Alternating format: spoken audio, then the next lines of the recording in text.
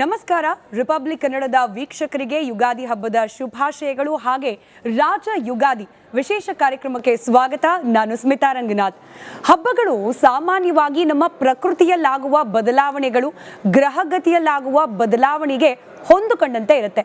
ಹೀಗಾಗಿ ಹಬ್ಬ ಬಂದ ತಕ್ಷಣ ಸಹಜವಾಗಿ ನಮ್ಮ ಬದುಕಿನಲ್ಲಿ ಒಂದಷ್ಟು ಬದಲಾವಣೆಗಳಾಗಬಹುದು ಅನ್ನೋ ಕುತೂಹಲ, ನಿರೀಕ್ಷೆ ಇದ್ದೇ ಇರುತ್ತೆ. ಅಂಥದ್ರಲ್ಲಿ ಹೇಳಿ ಕೇಳಿ ಚುನಾವಣಾ ವರ್ಷ ಆಗಿರೋದ್ರಿಂದ ರಾಜಕೀಯ ರಂಗದಲ್ಲಿ ಹಬ್ಬದ ನಂತರದಲ್ಲಿ ಏನಾದರೂ ಬದಲಾವಣೆ ಆಗುತ್ತಾ ಅನ್ನೋ ಕುತೂಹಲ ರಾಷ್ಟ್ರವ್ಯಾಪಿಯೂ ಕೂಡ ಆವರಿಸಿದೆ.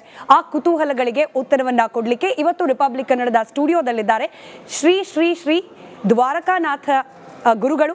ನಮಸ್ಕಾರ, ಕಾರ್ಯಕ್ರಮಕ್ಕೆ ಸ್ವಾಗತ. ನಮಸ್ಕಾರ ಗುರುಗಳೇ, ಹಬ್ಬ ನಾನು ಹೇಳ್ತಾ ಇದ್ದ ಹಾಗೆ ಸಹಜವಾಗಿ ಒಂದಷ್ಟು ಬದಲಾವಣೆಯ ನಿರೀಕ್ಷೆಯೊಂದಿಗೇನೆ ಬರೋದು.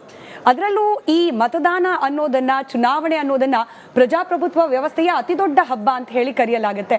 ಹಾಗಾಗಿ ಈ ಹಬ್ಬದ ನಂತರದಲ್ಲಿ ಬದಲಾವಣೆ ಅಂತ ಹೇಳಿ ಏನಾದರೂ ನಿರೀಕ್ಷೆ ಮಾಡಬಹುದಾ, ಹೇಗೆ ಅಂತ ಹೇಳಿ? ನಮ್ಮ 135 ಕೋಟಿ ಪ್ರಜೆಗಳಿಗೆ ಈ ಕ್ರೋಧನಾಮ ಸಂವತ್ಸರ ಶುಭಾಶಯಗಳನ್ನು ಹೇಳ್ತಾ, ಸಂವತ್ಸರದ ಹೇಳುತ್ತೆ ಕ್ರೋಧಿ ಅಂತಂದರೆ ಕ್ರೋಧೋತ್ಪನ್ನವಾಗಿ ಪ್ರಜಾಸೌಖ್ಯ ಕಡಿಮೆ ಆಗುತ್ತೆ ಅಂತ ಸಂವತ್ಸರ ಹೇಳ್ತಾ ಇದೆ. ರಾವಣ ಅಂದರೆ ರಾಕ್ಷಸ ಅಂತ ಎಲ್ಲರಿಗೂ ಗೊತ್ತಿದೆ. ಹಾಗೆ ಸಂವತ್ಸರ ಹೆಸರೇ ಬರುತ್ತೆ. ಆದ್ದರಿಂದ ಕ್ರೋಧಿನಾಮ ಸಂವತ್ಸರದಲ್ಲಿ ಎಲ್ಲರೂ ಪ್ರಜೆಗಳು ದೈವಭಕ್ತರಾಗಿ ಮನುಷ್ಯ ಸಂಘರ್ಷ ಮಾಡಿಕೊಳ್ಳಲೆ, ಉನ್ಮತ್ತರಾಗದಲೆ, ಕೋಪ ಮಾಡಿಕೊಳ್ಳಲೆ ಶಾಂತಿಯುತವಾಗಿ ದೇವರ ಪ್ರಾರ್ಥನೆ ಮಾಡಿ ಮುಂದೆ ಹೆಜ್ಜೆ ಇಟ್ಟರೆ ಸಂವತ್ಸರ ನಮಗೆ ಸಹಾಯ ಕೊಡುತ್ತೆ. ಸಂವತ್ಸರವೂ ಉದ್ವೇಗ, ಕ್ರೋಧ, ಈತ ಮನುಷ್ಯನೂ ಕ್ರೋಧ ಮಾಡಿಬಿಟ್ರೆ ಹಾಗಾದ್ರೆ ಕಾಪಾಡೋರು ಯಾರು? ಆದ್ದರಿಂದ ನಂದಿಷ್ಟೇ, ಬದಲಾವಣೆ ಇಲ್ಲ ಅಂತ ಹೇಳೋದಿಲ್ಲ. ಯಾವಾಗ ಕ್ರೋಧನಾಮ ಸಂವತ್ಸರ ಬಂತು, ಪ್ರಜೆಗಳ ಸುಖ ಇರೋಲ್ಲ.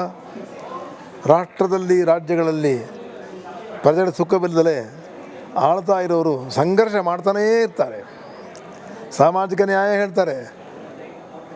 ಸಮಾಜಕ್ಕೆ ಏನು ಕೊಡಬೇಕು? ಆರ್ಥಿಕ ನ್ಯಾಯದ ಕೊಡೋಕ್ಕಾಗ್ತಿಲ್ಲ. ಅದರಲ್ಲಿ ಸಾಮಾಜಿಕ ನ್ಯಾಯವನ್ನೇ ಇನ್ನೂ ಮುಂದೋಗ್ತಾ ಇದ್ದರೆ, 65 ನಗೆ ಮುಂದೆ ಹೋಗ್ತಾ ಇದ್ದರೆ ಹಾಗಾದರೆ ಆರ್ಥಿಕ ನ್ಯಾಯ ಹೇಗೆ ಸಿಕ್ಕುತ್ತೆ? ಆದ್ದರಿಂದ ಸಾಮಾಜಿಕ ನ್ಯಾಯಕ್ಕೆ ಈ ಸಂವತ್ಸರದ ಒಂದು ಬೆಲೆ ಖಂಡಿತ ಬರುತ್ತೆ ಅಂತ ನಾನು ಧಾರಾಳವಾಗಿ ಹೇಳಬಲ್ಲೆ. ನಾನು ಅಂದ್ರೆ ಚುನಾವಣೆ ನಂತರದಲ್ಲಿ ಸಾಮಾಜಿಕ ನ್ಯಾಯ ಅನ್ನೋದು ಬಹಳ ದೊಡ್ಡ ಪಾತ್ರವನ್ನು ನಿರ್ವಹಿಸುತ್ತಾ. ಹಾಗಾದ್ರೆ ಸಾಮಾಜಿಕ ನ್ಯಾಯಕ್ಕೆ ಒಂದು ಚುಕ್ಕೆ ಇಟ್ಟು ಆರ್ಥಿಕ ನ್ಯಾಯಕ್ಕೆ, ಅಂದರೆ ಆರ್ಥಿಕ ಅಂತಂದರೆ ಎಲ್ಲ ಸಮುದಾಯದ ಬೆಳವಣಿಗೆ ಆಗಬೇಕು. ಯಾವುದೋ ಒಂದೇ ಗುಂಪು ಜನ ಅಲ್ಲ, ನಾವು ಅಂತಲ್ಲ, ಹಿಂದೂಗಳು ಅಂತಲ್ಲ, ಅಥವಾ ಅಲ್ಪಸಂಖ್ಯಾತರು ಅಲ್ಲ. ಇಷ್ಟು ವರ್ಷ ಬೇಕಾದೆಲ್ಲ ಕೊಟ್ಟಿದ್ದಾಗಿದೆ. ರಾಷ್ಟ್ರ ಮುಂದಕ್ಕೆ ಹೋಗಬೇಕು, ಪರಿಣಿತರಿರಬೇಕು, ವಿದ್ವಾಂಸರಿರಬೇಕು, ವಿಚಿತ್ರವಾದ ನಾನಾ ಥರವಾದ ಆಧುನಿಕ ಭಾರತದಲ್ಲಿ ಸಂಶೋಧನೆ ಇರಬೇಕು, ವ್ಯಾಪಾರ ಅಭಿವೃದ್ಧಿ ಆಗಬೇಕು, ನಮ್ಮ ಸಂಬಂಧಗಳ ಬೇರೆ ಹೊಂದ್ಕೋಬೇಕು. ಅದಕ್ಕೆಲ್ಲ ಸರಿಯಾಗಿ ಹೋಗ್ತಕ್ಕಂಥದ್ದೇ ಅದು.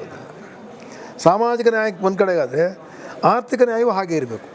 ಅದು ಸಮತೋಲನ ಆಗುತ್ತೆ ಅಂತ ಖಂಡಿತವಾಗಿ ನಾನು ಹೇಳಬಲ್ಲೆ. ಓಕೆ, ಹಾಗಾದ್ರೆ ಒಂದಷ್ಟು ಖುಷಿಯ ಭರವಸೆಗಳನ್ನ ಇಟ್ಕೊಳ್ಬಹುದು ಮತದಾರರು ಅಂತ ಹೇಳಿ, ಆ ನಿರೀಕ್ಷೆಯಿಂದಾನೇ ಚುನಾವಣೆ ಎದುರಿಸಬಹುದು ಅಂತ ಹೇಳಿ. ಇದ್ರ ಜೊತೆಗೆ ಗುರುಗಳೇ, ಬೇಕೋ ಬೇಡವೋ ರಾಜಕಾರಣದಲ್ಲಿ ಧರ್ಮ ಅನ್ನೋದನ್ನ ಪದೇ ಪದೇ ಪದೇ ತರಲಾಗ್ತಾ ಇದೆ. ಅದರಲ್ಲೂ ಚುನಾವಣಾ ವರ್ಷ ಅಂತಂದ್ರೆ ಅದು ಇನ್ನೂ ಯಥೇಚ್ಛವಾಗಿ ಬಳಕೆ ಆಗುತ್ತೆ ಅಂತ ಹೇಳಿ. ಧರ್ಮಾಧಾರಿತ ರಾಜಕಾರಣಕ್ಕೆ ಬೆಲೆ ಉಂಟು, ಹೇಗೆ ಗಮನಿಸ್ತೀರಿ ತಾವಿದನ್ನ ಅಂತ ಹೇಳಿ? ಯುಗಾದಿ ಹಬ್ಬ ಮಂಗಳವಾರ ಬಂದರೆ ಅದಕ್ಕೆ ಅಧಿಪತಿ ಕುಜ, ಅಂದರೆ ಸುಬ್ರಹ್ಮಣ್ಯ ಮೂಲ ಸ್ವರೂಪನೇ ಅದು.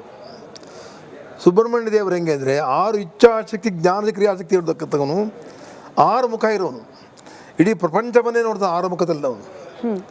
ಅವನನ್ನು ಧ್ಯಾನ ಮಾಡಿ ಪೂಜೆ ಮಾಡಿದ್ರೆ ಮನುಷ್ಯನು ಏನು ಬೇಕಾದ್ರೂ ನಾವು ಪಡ್ಕೋಬೇಕು ಅಂತಾದರೆ ಅವನನ್ನೇ ನೋಡಿಕೊಂಡು ಅವನ್ನೇ ಮಾಡಬೇಕು ಅನ್ನ. ಕುಜನೇ ಇರೋದ್ರಿಂದ, ಕುಜನು ಮಂಗಳ ಗ್ರಹ, ಅವನು ಶುಭ ಗ್ರಹಕ್ಕೆ ಬರೋದಿಲ್ಲ. ಅವನು ಪಾಪಗ್ರಹ. ಅವನು ಯಾರು ಪಾಪಗ್ರಹವನ್ನು ಅನುಸರಿಸಿ ಪಾಪಗ್ರಹ ಮಾಡ್ತಾ ಇರ್ತಾರೆ ಅವ್ರಿಗೆ ಪಾಠ ಕಲಿಸ್ಬಿಡ್ತಾನೆ. ಅವ್ರಿಗೆ ಧರ್ಮವನ್ನು ರಾಜಕಾರಣದಲ್ಲಿ ತರೋದು ಸರಿಯಾ ಅಂತ ಹೇಳಿ? ಇಲ್ಲ ನೋಡಿ, ಧರ್ಮ ಬೇರೆ, ಜಾತಿ ಬೇರೆ.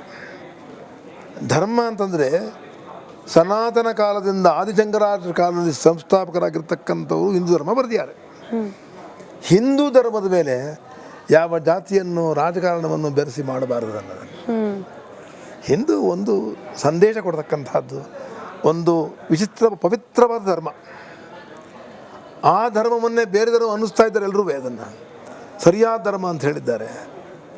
ನಮ್ಮೆಲ್ಲರ ಪುಣ್ಯ ಶಂಕರಾಚಾರ್ಯರು ಅವತ್ತು ಸನಾತನ ಧರ್ಮ ಹಿಂದೂ ಅಂತ ಹೇಳಿ ಇದನ್ನು ಮಾಡಿದ್ರಿಂದ ಇಷ್ಟು ಮಾತ್ರ ರಾಷ್ಟ್ರ ಒಳ್ಳೆ ತಳಪಾಯದಲ್ಲಿ ನಿಂತ್ಕೊಂಡಿದೆ ಇದನ್ನು.